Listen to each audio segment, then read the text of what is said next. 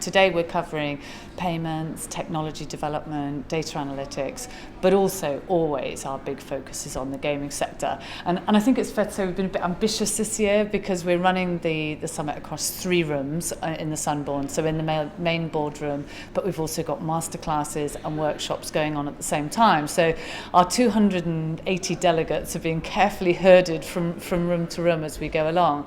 But it's been a very interesting morning, and Jon in particular has chaired some very interesting debates, which I'm sure he could tell you a little more about. Yeah, I was lucky enough to moderate a debate with the 4 Peters, so Peter Caruana, Peter Isla, Peter Howitt and Peter Montegrifo, which touched on a couple of topics. So firstly, there's a paper out yesterday on online gaming and its future in Gibraltar, online gambling review paper, which has a lot of interesting topics in it, some suggested changes around the licensing regime, around enforcement, and basically how Gibraltar can work even better as a hub for online gaming.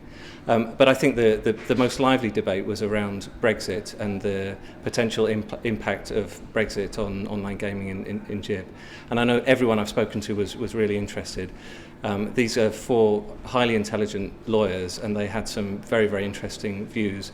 And I think what I would take away from it is, firstly, the feeling is that it's quite unlikely that there would be a Brexit, but even if there were to be Brexit, there's still an optimistic route for Gibraltar to take, and it wouldn't be the end of the world. But really the mood in the room does seem to be that gaming is still such a huge sector for Gibraltar, and a sector which still has lots of room to grow, lots of room to develop. And some of the new technology and data analytics developments we've been talking about today are going to be key to that. So yeah, definitely an upbeat mood right across the room. We're particularly looking forward to this evening because the government of Gibraltar, who've been massively supportive to this event, are taking us all once again down to St Michael, well, up and then down to St Michael's Cave for a gala reception. So really looking forward to the chance to relax and unwind a bit at that. Yeah.